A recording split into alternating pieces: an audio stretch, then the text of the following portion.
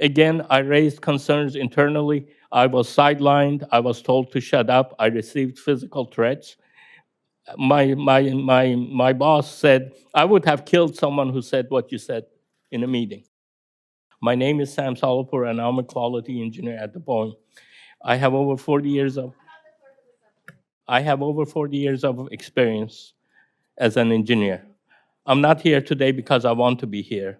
I'm here today because I felt that I must come forward because I do not want to see another 787. I do not want to see 787 or 777 crash. I have serious concerns about the safety of the 787 and 777 aircraft, and I'm willing to take on professional risk to talk about them. First, little bit about me. I came to the United States in 1973 and got a mechanical engineering degree from University of Missouri, where Senator Hawley is from. After that, I worked for companies that they were involved in the space shuttle. I had a friend, engineer, that worked on the space shuttle. He was always complaining about the quality of the O-rings that we had in the space shuttle Sararaka boosters. He was scared that they might fail. He raised his concerns, and he was heard, and he wasn't heard. And 7 brave astronauts, including the teacher in space, died when the Challenger O-rings ultimately failed, just as he predicted. At the moment, I know that if I were ever in a similar situation, I would have to come up and speak up. I have analyzed Boeing's own data to conclude that the company is taking manufacturing shortcuts on the 787 program that may significantly reduce the airplane safety and the life cycle. Since 2013, there have been serious issues on the 787 program, not properly closing thousands of gaps in its assembly of the fuselage on major joints. Boeing's standard says that these gaps must be closed, usually by a small shim or filler called a shim when they exceed 5 thousandths of an inch.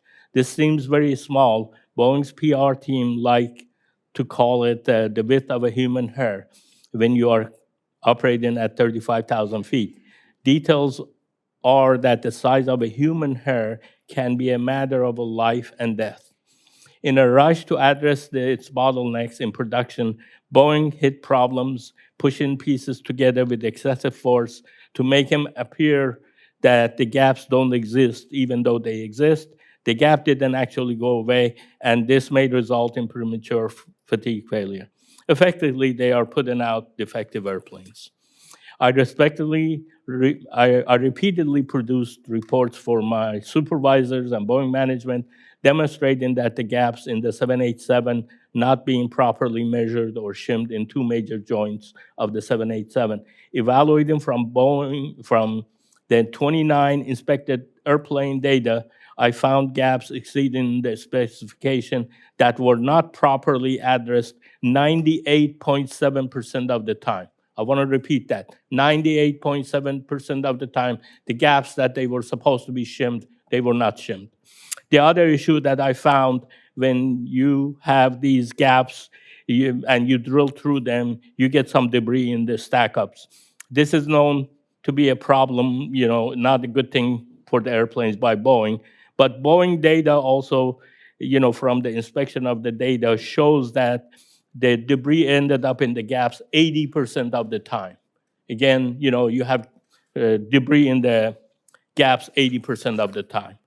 I want to make clear that I have raised these issues over 3 years. I was ignored. I was told not to create delays. I was told, frankly, to shut up. At one point, Boeing management got sick of me and raising these issues and moved me out of the 787 program into the 777 program. On the 777 program, I found problems. Again, I found that Boeing started a new process to build the airplane without taking into the consideration of the design of the airplane and how the airplane was designed. As a result, I witnessed severe misalignment when the planes were assembled. Boeing manufacturing used unmeasured and unlimited amount of force to correct the misalignment. And this also weakens the airplane in the long run. I literally saw people jumping on the pieces of the airplane to get them to align. I call it the Tarzan effect, among other improper methods. Again, I raised concerns internally. I was sidelined. I was told to shut up. I received physical threats. My boss said, I would have killed someone who said what you said in a meeting. And then this is not a safety culture when you get threatened by bringing issues of safety concerns. I hope that your work on this issue signals to Boeing that they must make real changes and get back to building the airplane safely. I'll be more than happy to answer your questions.